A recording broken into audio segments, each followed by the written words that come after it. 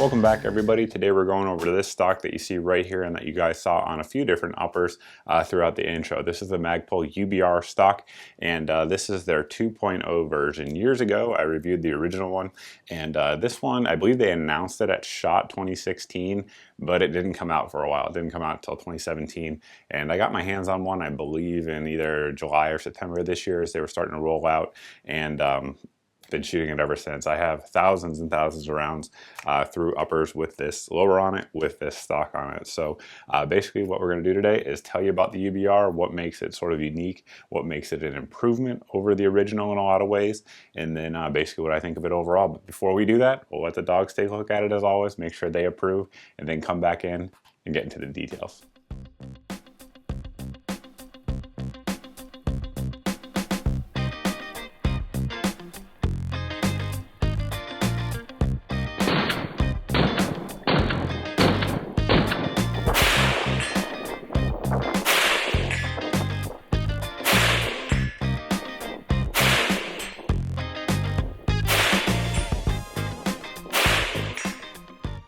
Now we'll get into the details of the stock itself, and then we'll get on to the comparison here in just a second. But first and foremost, it comes as one unit. Basically everything that you see from the end of the receiver extension here does come with the stock, with the exception of the buffer and the spring. So you get all the different pieces of the UBR, which we'll kind of break down in detail here in just a second. You also get the receiver extension that comes out the back, that is 7075 T6, and it is compatible with either your carbine length system, which is going to work with your standard AR-15s, or of course AR-10s as well, but it also is compatible with the A5 length. I know a lot of companies put those out these days. I know BCM does, Magpul of course does themselves, as does Voltor that originally came out with it, and a lot of people really like that system because they believe that it's a little bit softer recoiling. I tend to agree with that, and a little bit smoother impulse.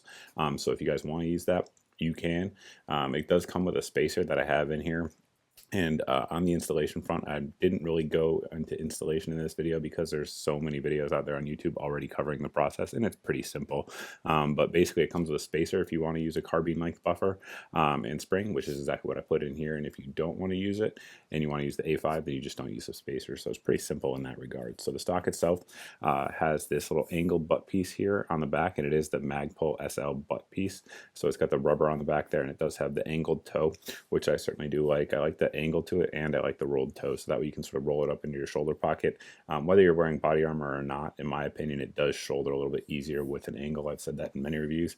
Stand by that. And the stock here has a bunch of different QD points. So in the fully collapsed position, we have two exposed, one here on the rear, and then of course on the other side.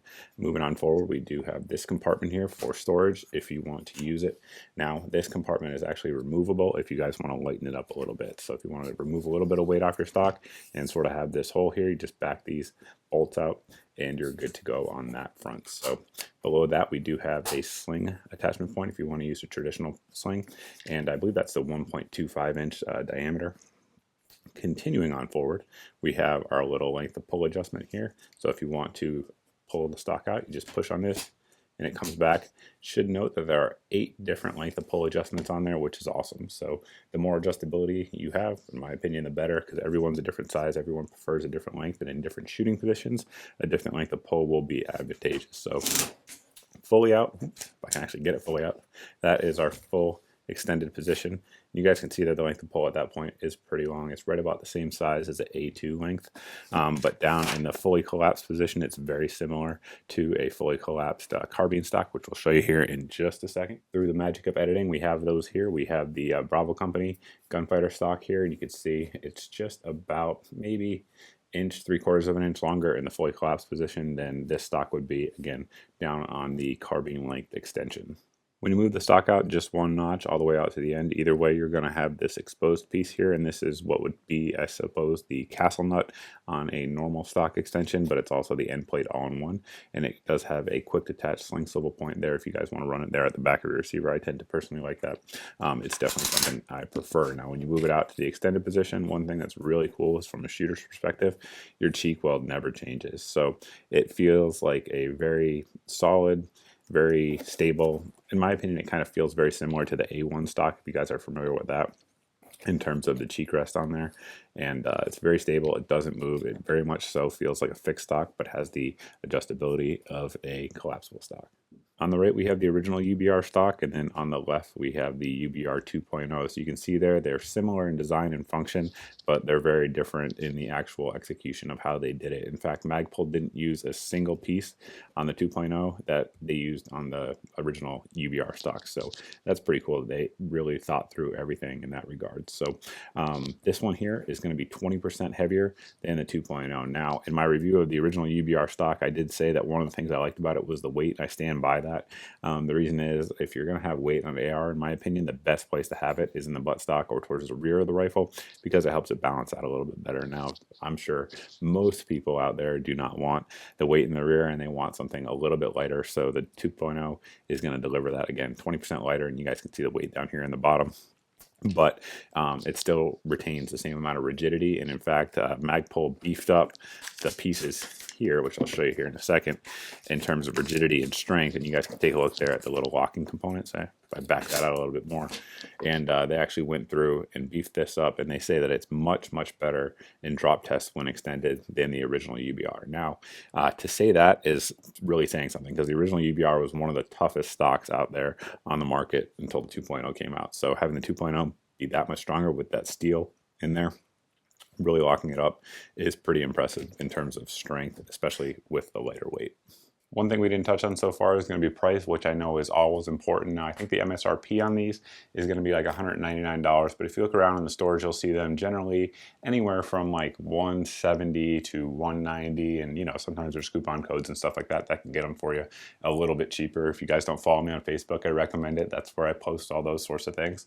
But it comes in black, FDE, gray, and also OD green, at least as of right now. Color schemes, of course, always do change with Magpul, so you never really know there, but those are the colors that are available as of today when I'm recording this anyway. So all in all, I don't think that's terribly expensive for what you get, because you got to think, if you're buying a typical aftermarket stock, it's going to be roughly $40 to $80. Plus you get your receiver extension, plus you get your castle nut, plus you get a quick detach end plate all on there. So with that, plus all the different features and the absolute durability that UBRs are known for, I don't think it's that overpriced really in any sort of way. And from what I understand, these have been selling pretty well for Magpul. I see them sold out in a lot of places when looking around, so it seems that they're selling well. But the big selling point for it, in my opinion, is something I touched on earlier.